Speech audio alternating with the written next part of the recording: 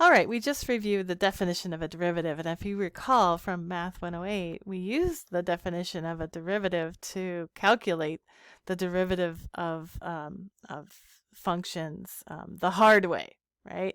Using the limit, and we did a bunch of algebra, and you learned pretty quickly that that's not the way that you want to have to find derivatives every time you need the derivative of a function. That's difficult.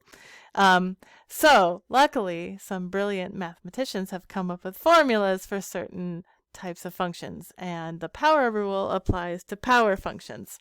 So if we want the derivative of a power function, we have a formula for that. So a power function, just remember, is a variable base raised to a constant power. So this n here is a constant. So if we want the derivative of x to some power n, then we just bring down the n, right? And the formula for the derivative is just n times x to the n minus 1.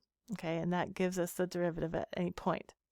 So for example, we have here f of x equals x to the fifth. So if we want the derivative of that, here n is equal to 5, right? So if we just use the formula, we just write 5 times x to the 5 minus 1, which is 4. And that's it. That's the easy way to take the derivative of a power function. All right, now there's some other derivatives that are sort of related to the power function. One is the derivative of a constant. All right, now just remember that that the derivative is slope, right? So if a constant function is just a horizontal line, right? And so the if this is x and this is y, and then so the slope of a horizontal line is just 0. So it makes sense that the derivative of a constant is 0. Okay, so if we have the function f of x equals 6, right? That's just a horizontal line, y equals 6, and so the derivative, which is the slope, right, of that function at any point, right, because it's just a horizontal line, is just going to be 0.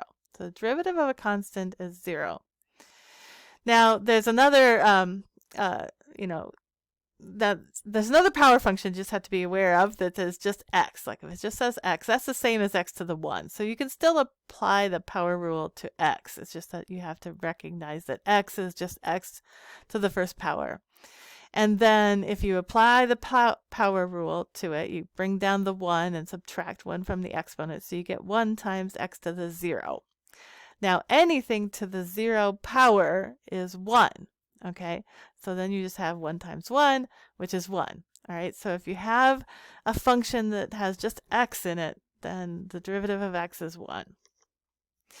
All right, so let's take a look at some more difficult functions here. Now, some of these need to be rewritten as power functions. So if, for example, the square root of x, just remember that the square root of x is a power function, and the power is just 1/2. So x to the 1/2 is the square root of x. Okay, so that's just rewriting g of x. G of x is the square root of x. I can rewrite it as x to the 1/2, and now I can find the derivative of it. Okay, so we're going to label the derivative as a separate function. And here the n is just, n is just 1/2, right? So just using the formula, we write 1/2 times x to the 1/2 minus 1. All right, now we want to actually compute that exponent. So it's going to be 1/2 to the 1/2 times x to the power. Now 1/2 minus 1, right, that's 1/2 minus 2/2 is a negative 1/2. All right, and that's it. We can just leave it as it is. Or you could recognize that this x to the minus 1/2 is 1 over the square root of x. So you could rewrite it as 1 over 2 square root of x, but you don't need to do that. You can just leave it as a power function. Now, reciprocals are also power functions, okay? So you have to remember how exponents work. And so we can rewrite 1 over x as x to the minus 1, all right? So if h of x is 1 over x, that's x to the minus 1. And so now if we have it written as a power function, we can find the derivative, h prime of x, by the power rule. So we just bring down the minus 1 and multiply x to the minus 1 minus 1, right? And that is just a negative x to the minus 2, okay? Which we could rewrite, if you want to, as 1 over, or negative 1 over x squared, okay? But you can just leave it as negative x to the minus 2. That's fine. All right, so a lot of these are just exercises in recognizing these functions as power functions and rewriting them so that you can use the power rule on it. So here we have the cube root of x squared. So just remember that the cube root is a 1/3 power. So we have x squared to the 1/3 power, and when we take a power to a power, we can multiply those powers. So that's just x to the 2/3, right? 2 times 1/3 is 2/3. All right. Now, okay, so all we've done now is we just rewrote the function. And so now we can find the derivative. The derivative is just, in this case, our n is a 2/3. So bring down the 2/3 and then take that times x to the 2/3 minus 1. All right, I'm not going to write it.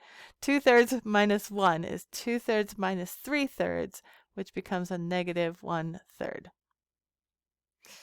All right, we got one more to try here. Now just remember, remember that the square root is a 1/2 power. All right, so the first thing I'm going to do is just rewrite that as this as t to the 1/2 power over t, and t is just t to the 1, right? Anything to the first power is itself. And now, remember the properties of exponents, right?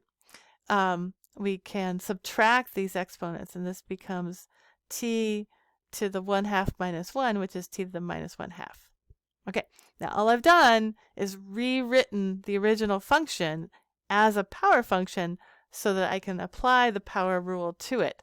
I have not taken the derivative yet. So the derivative now is, we're just going to use the power rule and bring down the negative 1/2 times t, and then I want to subtract 1 from the exponent. So negative 1/2 minus 1 is negative 1/2 minus 2/2. So we get a negative 3/2.